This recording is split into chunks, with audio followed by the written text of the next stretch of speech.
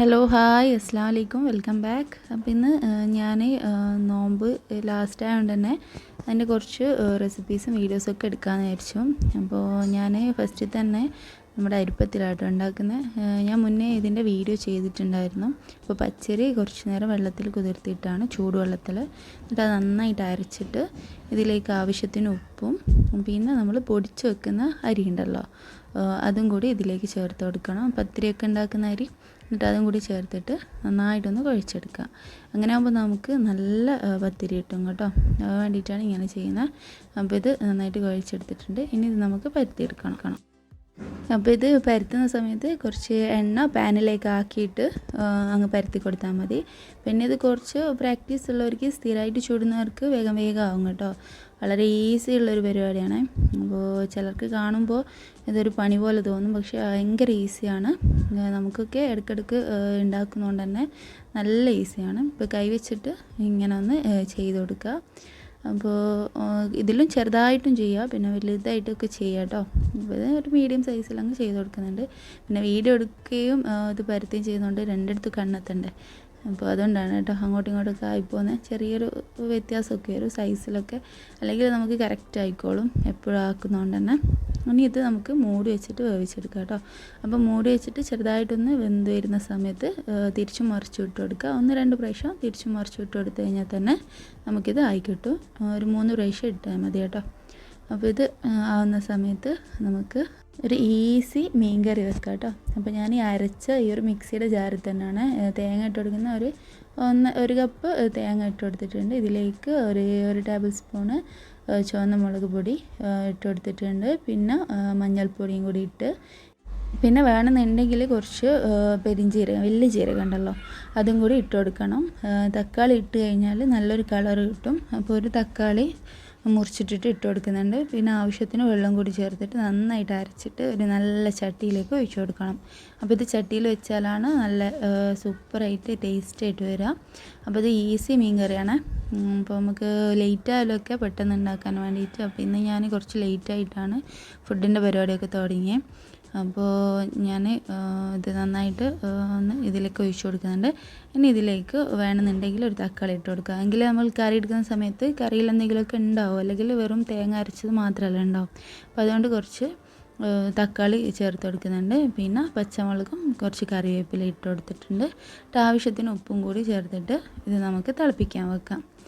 ഇനി ഒന്ന് തിളച്ച് വരുന്ന സമയത്ത് തന്നെ നമ്മൾ മീൻ ഇതിലേക്ക് ഇട്ട് കൊടുക്കാം. അയല മീനാണ് ഇട്ട് കൊടുക്കുന്നത്. അപ്പോൾ അയലയും കൂടി ഇതിലേക്ക് ഇട്ടിട്ട് നല്ലോണം തിളച്ച് വെന്ത് വരുന്ന സമയത്ത് നമുക്കിത് ഇറക്കി വെക്കാം. ഇനി ഞാൻ കുറച്ച് ജീരകക്കഞ്ഞി ഉണ്ടാക്കുന്നുണ്ട്. ജീരകക്കഞ്ഞി എന്ന് പറയുമ്പോൾ ഇങ്ങനെയല്ല പൊതുവെ ഉണ്ടാക്കാറ്. പച്ചരി കുറച്ച് പൊടി വെള്ളത്തിലൊക്കെ കലക്കിയിട്ട് ഒഴിച്ചിട്ട് അങ്ങനെയൊക്കെ ഉണ്ടാക്കുക. പക്ഷെ ഞാനിത് ആദ്യം ഉച്ചയ്ക്ക് വെച്ച് കഞ്ഞി ഉണ്ടായിരുന്നു. അപ്പോൾ അതിൻ്റെ ബാക്കി വെച്ചിട്ടാണ് ജീരകക്കഞ്ഞി ഉണ്ടാക്കുന്നത്. അപ്പോൾ കുത്തരി ഉണ്ടല്ലോ, നല്ലരി, അതിൻ്റെ ബാക്കിയുള്ള കഞ്ഞി വെച്ചിട്ടാണ് ഉണ്ടാക്കുന്നത്. അപ്പോൾ ഞാൻ കുറച്ച് തേങ്ങ എടുത്തിട്ടുണ്ട്, 1/2 കപ്പ് തേങ്ങ. ഇതിലേക്ക് പട്ടയും ഗ്രാമ്പും കഷ്ണം വീതം ഇട്ട് കൊടുക്കുന്നുണ്ട്. പിന്നെ ഇതിലേക്ക് നല്ല ജീരകം 1 ടേബിൾ സ്പൂണ്, പെരിഞ്ജീരകം 1 ടേബിൾ സ്പൂൺ ഇട്ട് കൊടുക്കുന്നുണ്ട്. എന്നിട്ട് ആവശ്യത്തിന് ചെറിയുള്ളി ഇട്ട് കൊടുക്കുക. ചെറിയുള്ളി ഒരു 3-4 ഇട്ട് കൊടുക്കണം. വെല്ലുള്ളി ആണെങ്കിൽ കുഴപ്പമില്ല, പക്ഷേ ചെറിയുള്ളിയാണ് നല്ല ടേസ്റ്റ്. എന്നിട്ട് നന്നായിട്ട് അരച്ചെടുത്തിട്ട് ഇത് കഞ്ഞിയിലേക്ക് ഒഴിച്ചു കൊടുക്കുക.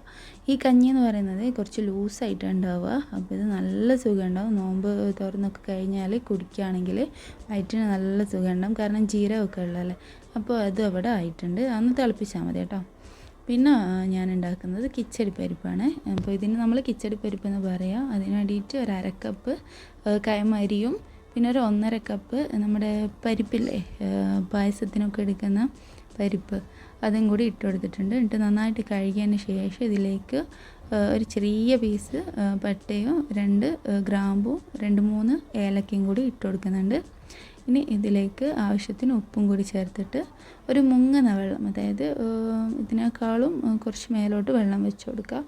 ഒരു 2 കപ്പ് ഉണ്ടെങ്കിൽ ഒരു 4-5 കപ്പ് വെള്ളം വെച്ച് കൊടുക്കാം. എന്നിട്ട് ഇതൊന്ന് വേവിച്ചെടുക്കണം. ഒരു 3 വിസിലൊക്കെ മതിയാവും, കാരണം കുറേ ഉണ്ടാകുമ്പോൾ പെട്ടെന്ന് വേവുമല്ലോ. അപ്പോൾ 3 വിസിലാകുമ്പോൾ തന്നെ ഇങ്ങനെ ആയിട്ടുണ്ട്. ഇങ്ങനെ ആവുന്ന സമയത്ത് നമുക്ക് ഇറക്കി വെച്ചതിന് ശേഷം നന്നായിട്ടൊന്ന് മിക്സാക്കി കൊടുക്കുക. ഇനി നിങ്ങൾക്ക് കുറച്ചുകൂടി അടിഞ്ഞിട്ട് വേണമെന്നുണ്ടെങ്കിൽ എന്തെങ്കിലും വിസ്കൊക്കെ ഉണ്ടെങ്കിൽ നന്നായിട്ടൊന്ന് അടിച്ചു കൊടുക്കുക, അല്ലെങ്കിൽ ഇങ്ങനെ തന്നെ മതി.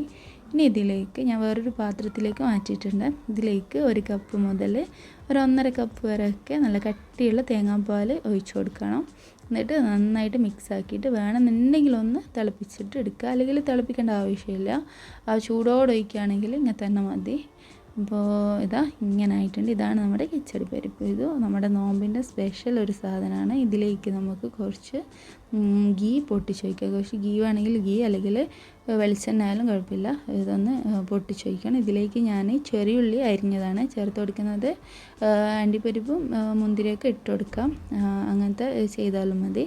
അപ്പോൾ ഇതൊരു ഗോൾഡൻ ബ്രൗൺ കളർ ആവുന്ന സമയത്ത് നമുക്ക് ഇതിലേക്ക് ഒഴിച്ചു കൊടുക്കണം.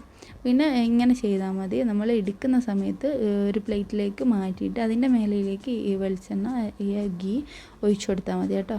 അല്ലെങ്കിൽ മൊത്തത്തിൽ ഇങ്ങനെ അങ്ങ് ഒഴിച്ചു കഴിഞ്ഞാൽ നമുക്ക് ആവശ്യത്തിന് എടുക്കാമല്ലോ. അങ്ങനെ ചെയ്താലും മതി. അപ്പോൾ ഞാനിതാ എൻ്റെ കിച്ചടി പരിപ്പ് ഇവിടെ ആയിട്ടുണ്ട്. എനിക്ക് ഭയങ്കര ഇഷ്ടമായിട്ട് ഇത്. ഇതിലേക്ക് നമ്മൾ മധുരം കൂടി ചേർത്തിട്ടാണ് കഴിക്കുക. അപ്പോൾ ഇത് നല്ലൊരു ഹെൽത്തി ആയിട്ടുള്ളൊരു സംഗതി തന്നെയാണ് കഴിക്കുകയാണെങ്കിൽ. അപ്പോൾ നോമ്പിനൊക്കെ വയറ്റിന് നല്ല സുഖമുള്ളൊരു സംഭവമാണ്. നമ്മുടെ ഈ ഒരു സ്നാക്സിനേക്കാളും നല്ല സംഗതിയാണ് കേട്ടോ ഇത്. അപ്പോൾ ഇത് ഞാനൊരു പ്ലേറ്റിലേക്ക് മാറ്റുന്നുണ്ട്.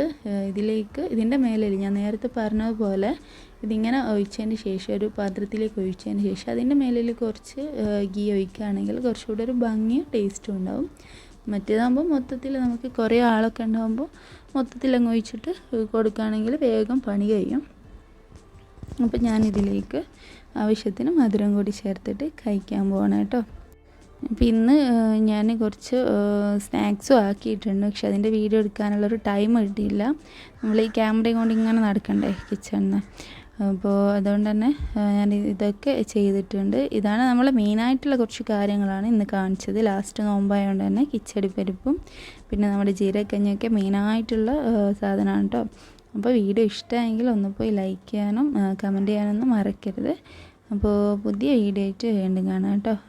അതിൻ്റെ മുന്നേ തന്നെ എല്ലാവർക്കും Eid Mubarak. Thank you for all.